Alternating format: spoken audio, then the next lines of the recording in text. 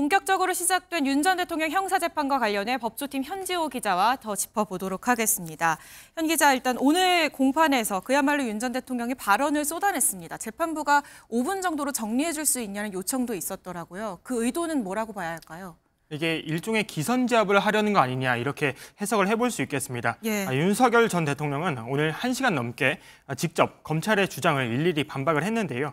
앞서 탄핵 심판 때와 마찬가지로 국헌문란의 목적이 없었다면서 내란 혐의를 부인했습니다.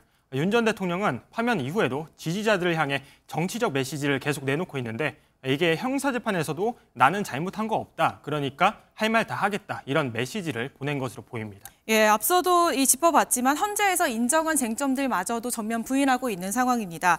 탄핵 심판에서 쟁점이었던 이 국헌문란 목적, 형사재판에서도 인정이 될까요? 1심 선고 결과와 직결되는 부분이라 지금 단언하기는 쉽지가 않습니다. 예. 다만 탄핵 심판 과정과 결과를 보면 윤 전 대통령이 형사재판에서도 불리한 상황에 놓인 것 같다. 이런 해석이 법조계에서 나오고 있습니다. 앞서 탄핵 심판 증인으로 나섰던 곽종근 전 특전사령관 등 다수의 군 관계자들을 통해 국회의원 끌어내려는 지시가 있었다. 이런 증언들이 나왔었죠.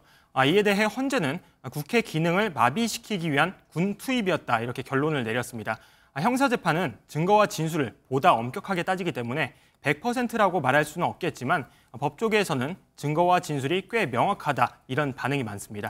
물론 윤 전 대통령 측에서는 계속해서 이 증거 능력을 문제 삼을 것으로 보입니다. 그렇다면 수사 과정에서 확보가 된 이 증거나 진술 조서, 증거 능력은 인정이 되는 건가요?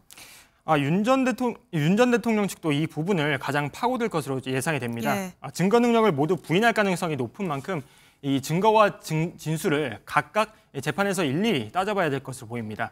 재판부가 증인을 불러서 이 증거를 작성한 게 맞는지, 그런 진술을 한 게 맞는지 확인하는 절차를 거쳐야 하는데요. 이른바 홍장원 메모라든지 참고인들이 검찰에서 한 진술 조서를 하나하나 따지는 겁니다.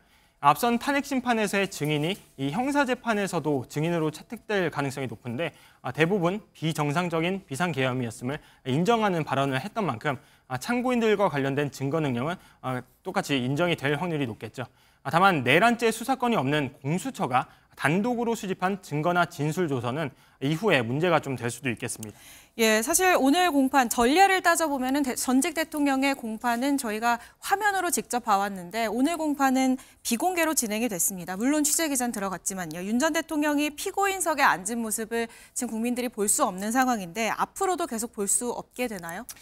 이걸 재판부가 다시 판단을 할 것으로 좀 보입니다. 언론사의 이 법정 내부 촬영 신청서가 불어대면서 특혜 논란이 있었죠. 예. 이 재판부가 해명을 했습니다. 여기에 대해서 지난주 금요일 오후 4시쯤 이 신청서가 접수됐는데 오늘 재판 때까지 이 피고인 의견 청취 등의 절차를 진행할 물리적 시간이 없었다는 거죠.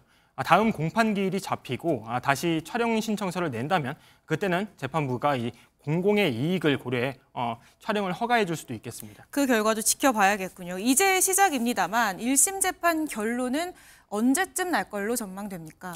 현재로서는 알 수 없지만 선고까지 꽤 오랜 시간이 걸릴 것 같습니다. 네. 지금 확정된 증인만 38명인데 앞서 말씀드린 것처럼 증거 능력을 부인하면 불러야 하는 증인이 훨씬 더 많아지겠죠. 한번 재판을 열 때 증인을 많아야 서너 명 정도 부를 수 있을 텐데 증인이 늘면 재판은 더 길어질 수밖에 없습니다. 이 법조계에선 최소한 올해 안에 결론이 나오긴 쉽지 않을 거다 이런 전망이 나옵니다. 네, 지난한 법적 싸움이 예상되는 것 같습니다. 지금까지 법조팀 현지호 기자였습니다.